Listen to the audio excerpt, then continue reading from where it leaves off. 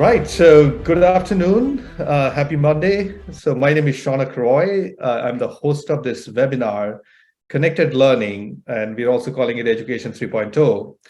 And today I'm excited to have yet another exciting guest, Dr. Vibhas Madan, who is the Dean of the College of Business at Drexel University, the LeBow College of Business.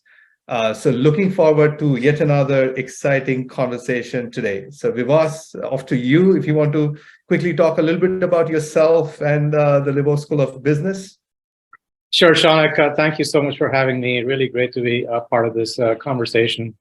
As Shaunak, as you said, I'm the Dean at the LeBow College of Business, and also always remember to keep my faculty hat on. I'm also a professor in economics, and that's my background in terms of education. And I've been at the business school for a long time now, almost 30 years, so to speak, and gone through all the faculty, seen a lot of changes, gone through administration, and it's been a pretty incredible time, especially the last few years in terms of the landscape of education. So really looking forward to this conversation today with you, Shaunak. Awesome. For us, just to kind of get us started, which is the topic of this webinar is Education 3.0. And the way we came to the title is, we thought about that Education 1.0 is the traditional colleges, universities, which has been there for hundreds of years now. 2.0 is essentially online education or online learning, which has been growing for the last 20 or so years. We know most colleges, universities have launched a variety of online programs. But 3.0 is, in our kind of definition, is all the new innovation happening towards the future of learning. And what we have been doing in this webinar series, Vibhas, is that we have been inviting leaders like yourself to take their individual point of view. It could be their own personal point of view, could be something they're working in their own institutions that they can share with our audience. So that we can start to collectively think about what does this 3.0 education look like. So with that context, what does Education 3.0 mean to you? Yeah, that's a good kind of lead into this, Shaunak. So yeah, as you said, 1.0, the traditional thing, and 2.0 to me was really the whole idea of online was about access. So it was kind of really thinking of broader access of what we did traditionally through the online platform. I think 3.0 goes way beyond that, and you may actually be able to break down different elements of 3.0, but just let's stick with that. So 3.0 to me is going beyond the idea of just expanding access. It is still expanding access to populations which are coming into play now. It is initially it was just overcoming the geography restrictions, if you think about it, but now we're really thinking about demographics, differences in workplace, the idea of different modalities in terms of people doing at work, matching what's needed at work. Mm-hmm. And the issue of really looking fundamentally at engagement and the quality. This is a part of 3.0, the flexibility, the engagement, the quality of what we're delivering, and somewhat of a closer think at what does access actually mean. So again, that to me is the big difference, very broadly speaking, in terms of how I view that. So it's almost like, we have kind of solved the access problem with 2.0. Now we are trying to solve the engagement problem in some sense. So what does engagement, engagement is a term that we have heard or we hear so much, right? Almost everybody wants to talk about engagement. Social media platforms like, Facebook, Twitter, LinkedIn, all these platforms are, built around engagement. So what does engagement mean when it comes to learning? Yeah, I completely agree with what you're saying, where, the idea that word engagement is used so much. We hear about lack of engagement. So you think of engagement traditionally in a very simple 2.0 version was listening carefully in class and answering questions. I mean, that's engagement. We are way beyond that. So the idea is carefully thinking about, in my mind, it's about a community. It's about a learning community. It's about an interactive element to learning. So interactive element, the community element, the learning, this is what really engagement really comes down to in today's environment. And the point is to solve these problems with technology, and not just technology, but also thinking a little bit more carefully about the construct in terms of the teaching environment, the structure of lectures. To give you an example, you talk about social media, and of course we have many different kinds of learners, but you think of our traditional younger learners, if you think of, attention span, I'll say it like it is. The idea of sitting in class and listen to a 15-minute nonstop lecture versus having something more bite-sized to drive home information. So that's what to me is things. I'm just, again, touching at the tip of the iceberg here, but that's what we're really driving towards. You think of engagement on these different elements, the idea of the community, idea of the interactiveness. And a lot of this also is helped with, what are the demands and preferences in terms of the need for flexibility when you think beyond the traditional student. And we also think about, the adult learners, many more of them are in this space now. And somebody said to me, the idea of a traditional student, nobody is a traditional student anymore. So in some ways, so that's a kind of a broad answer to your engagement question, the community and the interaction. So it's key. I think you're on mute. Yep, sorry, I was on mute. So I'm back. I was saying that we as a company, we focus on community as our main focus, and really love this kind of your summary in terms of community and interaction, which is more than just kind of viewing content, but actually talking to one another in terms of kind of building ideas with one another. You and I were talking right before this webinar started, and we talked about the new skills that the new workforce is looking for, which is around communication, storytelling, things about being able to talk to one another. Like, where do you see the connection between, let's say, what's happening in the workforce and in terms of the kind of jobs people are trying to fill to how we are training the next generation of learners? Do you see a connection there in terms of like how we are designing this environment to where they're actually our students are going? So that's a good question. So Shaunak, basically, we have to be doing that. And in today's world, and given the number of players in the education space, how beyond the traditional universities, you have basically the companies, you have also so many of the other non-traditional players in there. So you have to be thinking about the workplace. Of course, don't forget, we think still of education in the broader sense of learning as well. So we cannot purely have the lens of, okay, let me get information. How do I prepare, say, Vibhas or Shaunak for this job? It's also still about the broader learning aspect. We have to keep that in mind. But clearly that lens of, are we preparing the students for the future is important. And the key element of that is what's going on in the workplace. So just wanted to point that out. It's not completely transactional in terms of getting you ready for a job, but getting you ready for the world is a kind of, I know that sounds grand, but that's kind of what we have to be thinking about. So are we doing that? The answer to me is clearly we have to, and we are, but also do keep in mind there's always a lag. Things change much more quickly out there in industry, out there in organizations, and universities and educational systems do adapt to some of that and do follow. So, but how do we do that? And this takes me back to, I'm using this word very, very loosely and broadly, looking at data. And the data is in terms of, what are the differences in jobs? What are the differences in industry changes? What are differences in societal needs? I'm using, again, the word data very broadly. And so this is what you should be looking at. And we are doing that, and there are different ways of doing that. One of the key things for us, fortunately, I know other universities probably do this, is use the connections we have in terms of connectivity with the industry, with organizations. And not only through our faculty and staff, but real key element is through our own students, through internships, and through in LeBow and a few other universities in the US, you have this amazing co-op program. And the co-op program not only is a great learning platform for students in terms of seeing what is going on out there, but also for us as faculty and staff to really get a feedback loop through our students, through surveys we do with our employers to look at, hey, are we really doing the right things in the classroom? We may have the right courses, but are they really bundled correctly? So we went through this exercise in the business school the last few years, where we had a concerted effort, a structured effort to look at this particular data, which is feedback on gaps, skill gaps, feedback on what's working well and what's not. And we made a few changes directly based on this kind of feedback. I'll give you two quick examples.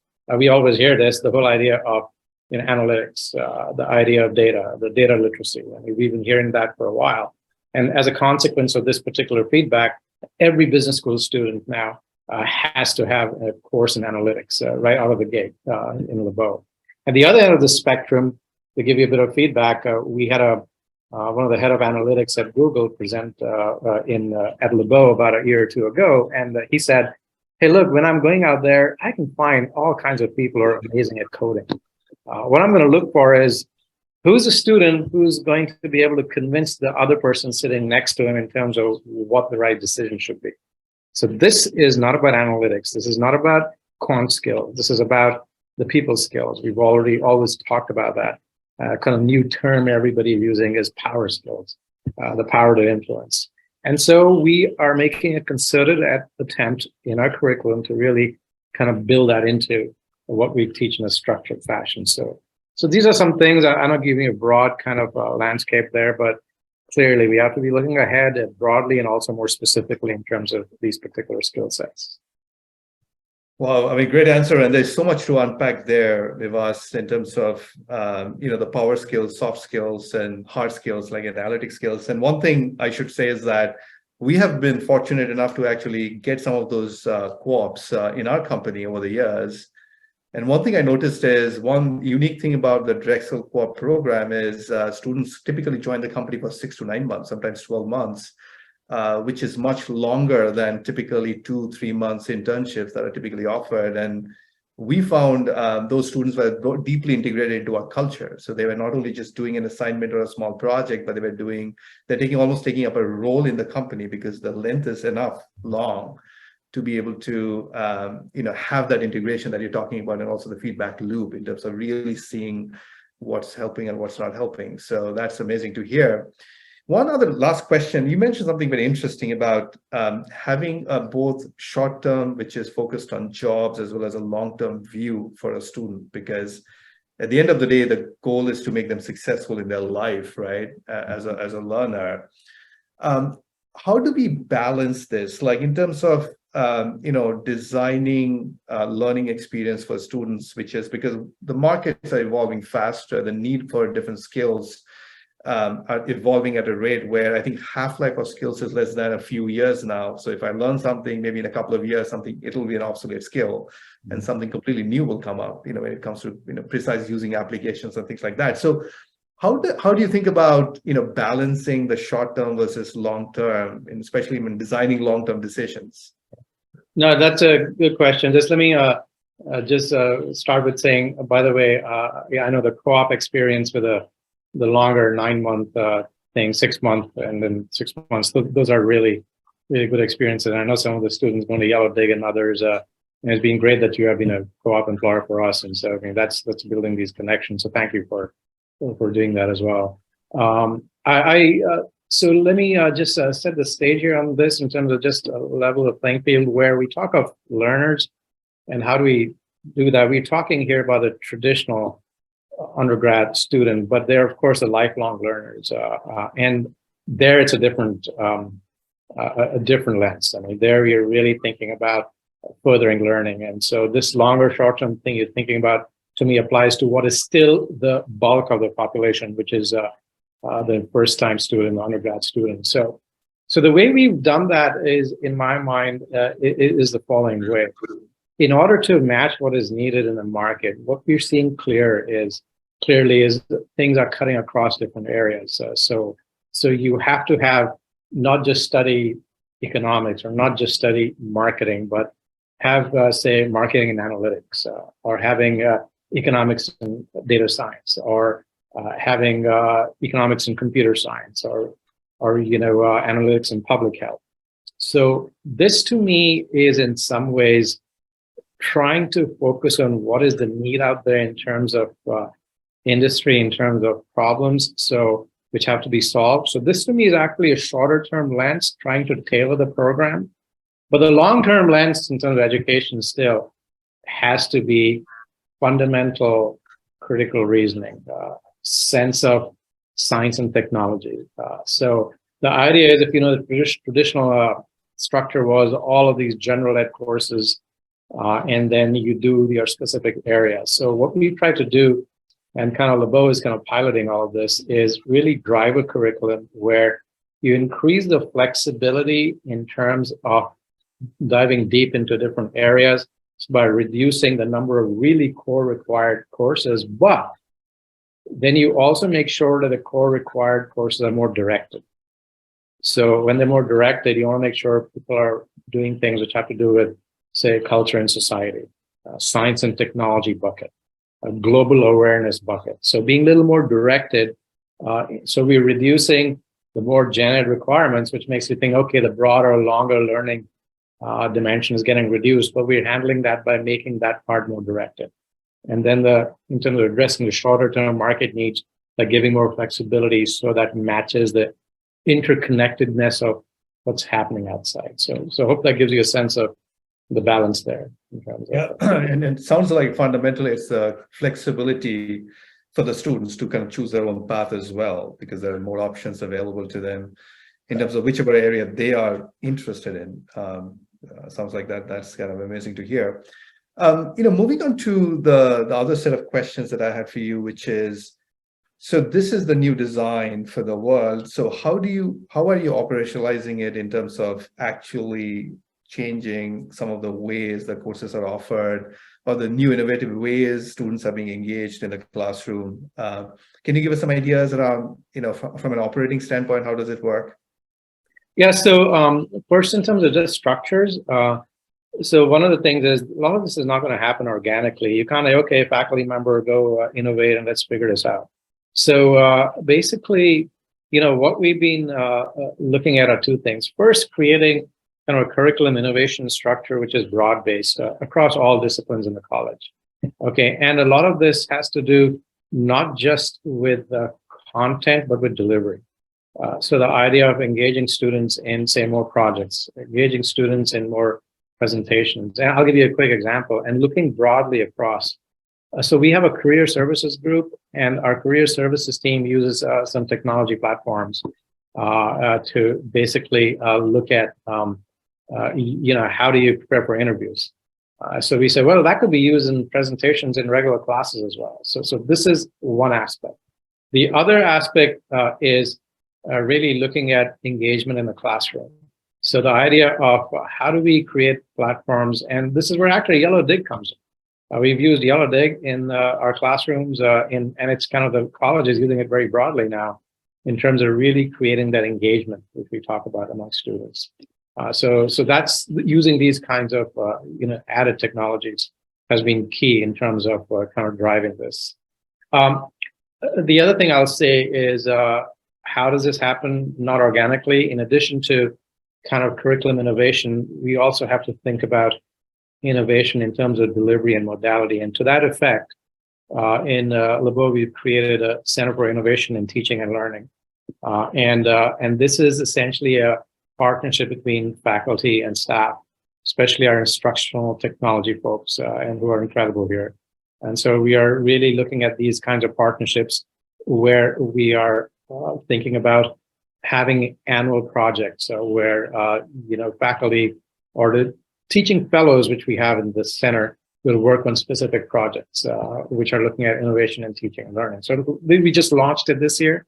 And for example, we have 3 teaching fellows this year who are faculty. They're all working with an instructional technology partner to see how we can drive this forward. And the focus this year is online learning, but it doesn't have to be going forward. So again, the idea of increased engagement, using Yellowdig and these similar platforms for students, this has been kind of what we've been doing. And this is an ongoing process. It's never a one and done. We know that. So. Yeah, and the key thing that you mentioned, which is we hear from a lot of our partners, is incentivizing faculty to be able to, spend time in innovating their practices, because faculty tend to be so busy in their existing flow of work, kind of finding time to innovate itself. It sounds like the fellows program that you have actually fits that gap. You have more time. To your point, Shaunak, we've just launched that, and it's clearly you have to have the incentives and you have to invest in this. Faculty do so much in different areas in terms of research and teaching and innovation and other areas of service as well. But when you think of innovation in teaching, you have to have certain incentives in place, and we worked on that as to how to we encourage participation and recognition of achievements which happen in this place. So. Awesome. So, and those who have tuned in online, feel free to drop a question if you have for Vibhas. Towards the end of the session, I'll probably take some questions from the audience. But do feel free to drop in, and if you are doing so, please mention your name and the institution you're from so that we can call it out. With that, Vibhas, one of the challenges in higher education broadly is the transformation that's happening from the traditional ways of doing things to the modern ways, using technology, using best practices, using data, which is not trivial, right? It takes its own mindset in terms of going through that transformation. Based on your work at LeBow and previously as well, what do you think what are the ways traditional colleges, universities, which are kind of going through this transformation towards 2.0, towards 3.0, should think about it? Business transformation we've talked about all the time, but higher education transformation seems to be quite unique given how long it has been around. Some of these institutions have been around for hundreds of years, and it's not easy to change. Mm-hmm. So any thoughts, advice on this topic? Yeah, no, that's a good question. It's always about, I always love to quote this, everybody kind of attributes the cool phrases to Mark Twain. So one of the Mark Twain's phrases, which I believe is like, we all love progress, but we hate change. So, so how do you overcome that hurdle? So it is about looking at different ways of doing things. And so we know that is difficult to do, and it's difficult at times to do on your own. So where I'm getting at is partnerships.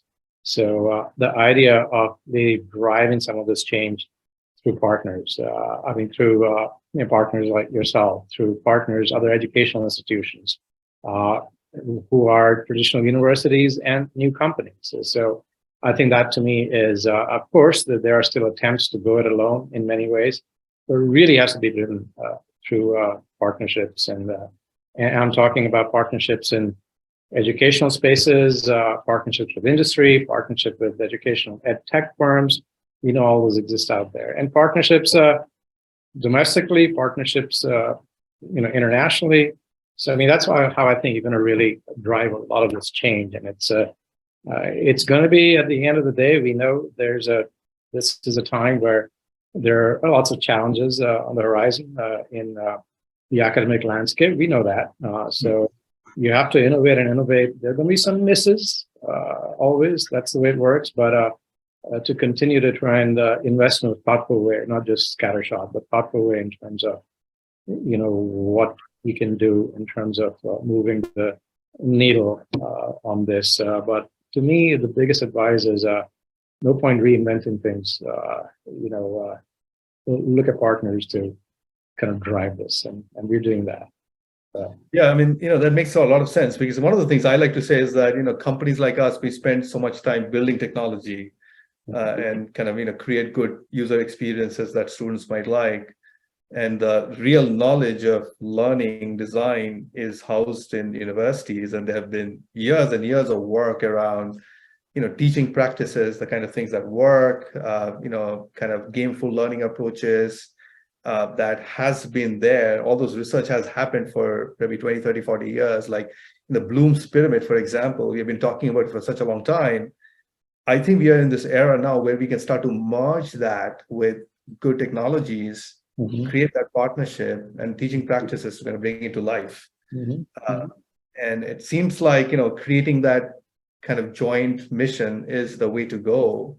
And it's us, of course, we are in this space where many other companies working in this kind of similar spaces. One question for you is that building trust, right? Because at the end of the day, these kind of partnerships work, where there is trust inbuilt, where, it's kind of a joint mission to kind of make education better.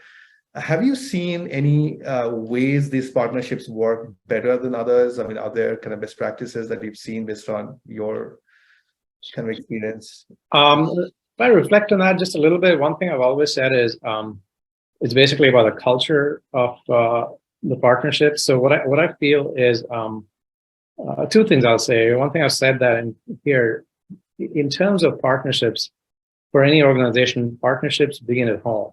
So by that, what I mean is looking at structures where you're partnering internally.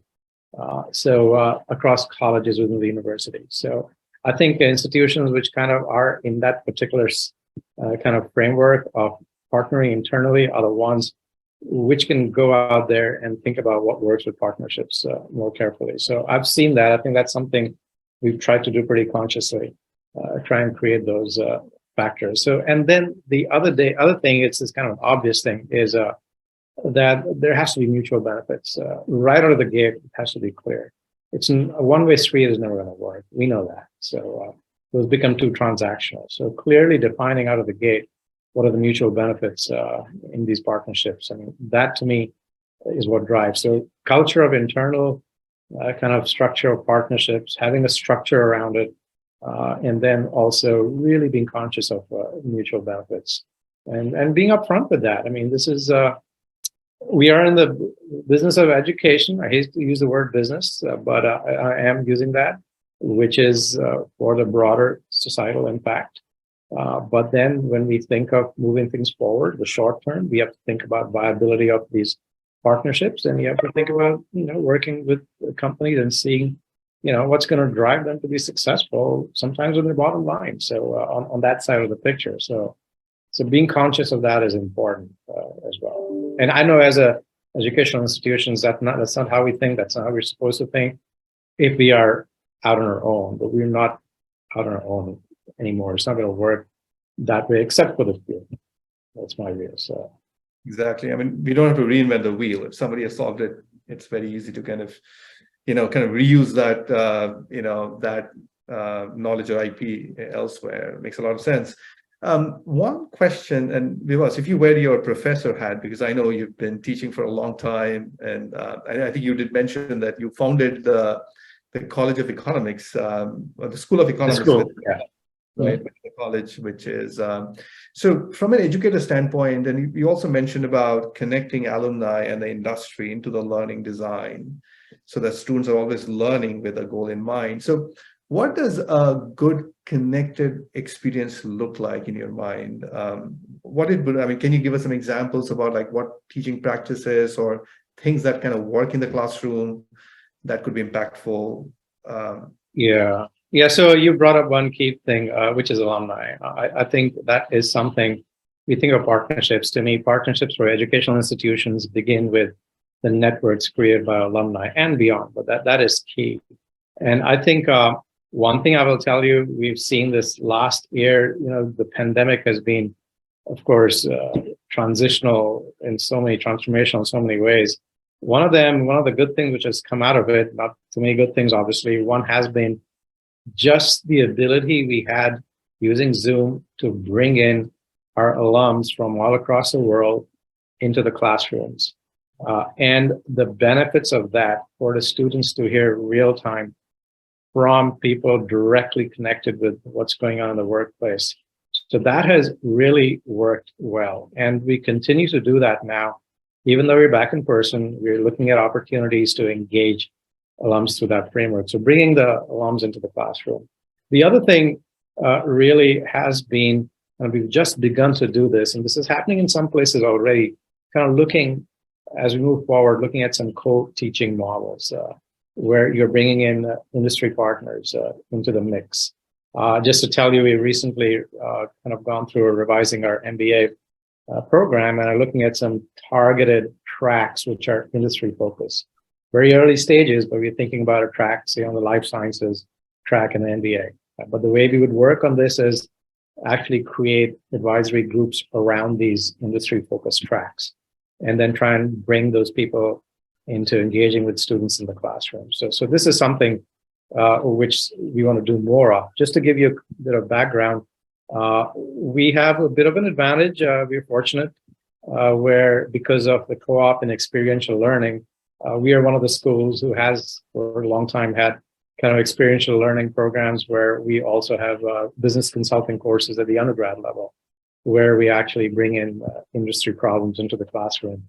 And these are, what is really cool about these experiences is it's not just about the business school. We have a business consulting program, which has students from 7 different colleges minoring in this program. So this really works well. There's the evidence there of the success of this over the last 3-4 years.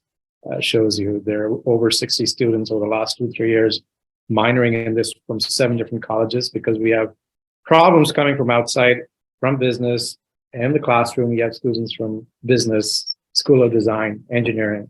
So to me, as an educator, that to me is really where it's at. Understanding the dimensionality of the problems. And the last thing I'll say on this is, to me, the most interesting and yet the most difficult problems kind of lie at the intersection of disciplines.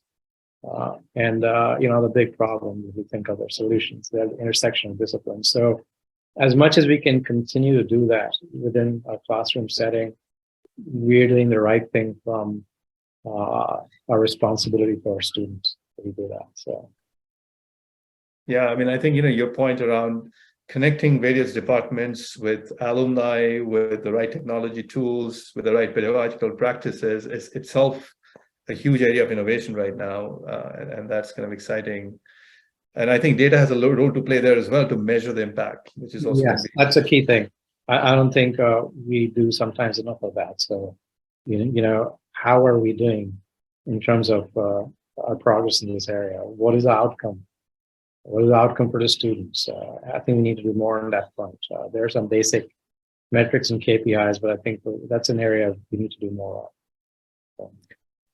Yeah, so maybe that's a segue to the next kind of couple of questions I want to ask you, which is the future of, let's say, business education. And the question is more about, there's so much of talk around what's at stake right now, right? Because traditional education is, we have come through COVID. It's going through a lot of change right now, and then schools are coming, and including your school is kind of building new models. But how should we think about it? Like, what's the time frame are we looking at? Are we thinking about in the next 5 years things will be very different with new technologies because there's a lot of change coming, or do you think it's going to be a gradual move over the next 10, 20 years? With the business education of the future is going to look quite different. Can you give some thoughts in terms of, if you kind of had a crystal ball to look into the future, what are we looking at? That's a hard one. I always am hesitant to do timeframes because things have moved way faster than what we expected. One thing we are seeing clearly, things are changing much more quickly. So I would err on the side of 5 years from now, what we're doing today would look very different. But there are two elements of this. We are thinking, one, I always break this down into what is it that we teach within business education, and how are we doing the teaching and instruction? So breaking that down. Technology is clearly driving the latter part. And I think you're going to see more changes there. I don't have the crystal ball in terms of, again, driven by partnerships, driven by flexibility in modalities. The whole hybrid thing we haven't talked a lot about. I think there's a lot of improvement there potentially. And we talked about the metaverse a little bit. So I think a lot of that, you're going to see much more change 5 years from now. Things will look different. The other side is, what is it that we're teaching in terms of content? Those to me are broader, longer kinds of things. I think 10 years down the road, you'll still have to know how to figure out the supply and demand diagram. At the end of the day, I mean, that's not going to go anywhere. It'll change what it looks like, but fundamentally, how the market works, or what drives consumer perceptions in marketing, how do organizations innovate better in terms of organizational innovation and management, or how do we really look at the impact of the stock market and the real economy and finance. These will still be questions I think we will continue to think about, and these questions won't disappear. So I think the bigger change you're going to see is on more of the delivery side of business education, rather than dramatic changes on the content side. Time frame wise, of course, there may be new questions as we think about multidisciplinary approaches and things. I don't minimize that, but I think those are longer, and they should be. I mean, those are things which should evolve as things around us evolve. And so that's what I have to say on that part. Not sure if that's a good crystal ball, but it gives you a time frame. Well, I mean, I can relate to that because, from my seat, Vivas, running a company is probably pretty much the same. Like, what happened 100 years back, the same principles apply from running a company, but the context is changing where the principles probably apply slightly differently in each, as we move forward. So I think same applies probably to business education as well, where some of the fundamental principles are not going to change that fast, but it's just the application is going to change probably faster. So which is an interesting problem by itself. That's it kind of brings me towards the kind of end portion of the webinar, which I always like to end with one question, which is, if you were to advise, imagine a dean or a president of a small college or university, which hasn't been online, mostly brick and mortar, mostly in-person classes, the traditional model, and they are trying to leapfrog to the 3.0 world where a lot of learning has happened over the last 10 to years. What would be your number one advice from a leadership standpoint that this needs to be the primary focus? Do you have any one area that you think is more important than others when it comes to this massive change that we're going through? Boy, picking one area, let me think about that. So basically, I think the one key thing is making sure, and this is not the easiest thing always. One thing is, it goes back to a broad thing, which is structure. Okay, having an internal structure which is focused at driving the change. So the idea of having, and that's not as easier said than done, but I would say just basically having a clear focus, a clear time frame on priorities, your strategic priorities, and having a structure in place. Having what is innovation? What is your objective as an organization? So really having clearly thought this out. So again, I keep repeating this. Expecting this to happen organically is not going to work, but to organize things within structure, like a center for innovation, or looking at a curriculum innovation group, or having a strong instructional technology. So investing, not just having structure, but having some willingness to invest in these structures which will drive change. So that's the key. I know that's a very kind of a broad answer to you, but to me, it's investing in structures internally, which will drive change. That's important. Well, I mean, we can end with that comment. Thanks so much for your time today, Vibhas. I truly appreciate it. With that, I just want to kind of share a few things with the audience in terms of some of the other interesting discussions that are coming up in the coming weeks. So we have Stephen Koslin, who's going to join us on November 15th.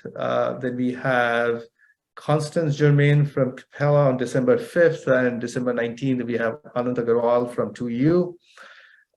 So if you want to listen to these series or also sign up and get the videos after the series is done, please, sorry, I missed a screen. Please take up your phone and maybe scan this little barcode on the right side. So it'll take you directly to the registration page. You can also go to our website, which is yellowdig.co, and find the webinar section and sign up there. These are absolutely free. We are having these conversations to really start an interesting dialogue around the future of learning. So no cost. You can just come in and sign up and listen to us. If you are interested in learning about Yellowdig, how exactly the platform works, which we didn't cover in this webinar, we have a demo webinar coming up on November 10th. You can also sign up in our website, which is later this week. We cover all the features and functionality and exactly how it can be adopted. I think that's about it. So with that, I'm just going to bring this to an end. So before we kind of close out, Vibhas, any final words or words of wisdom that you want to share with our audience? First, Shaunak, thank you so very much for having me on this. I mean, these are some incredible times, and I just feel I've said that these are once in a lifetime kind of periods of transformation. So we have to keep on looking forward. And as kept saying, it's not a time to be comfortable. It's good to be uncomfortable sometimes. So and that kind of leads to change and positive movement. So just try and be a little bit more uncomfortable than you normally would be in order to move things forward. So that's my little bit of advice there. It's good at times. So right. So let's end on that beautiful note, Vibhas. So thank you again, and everybody else have a great rest of the day. Thank you. thanks, Sean.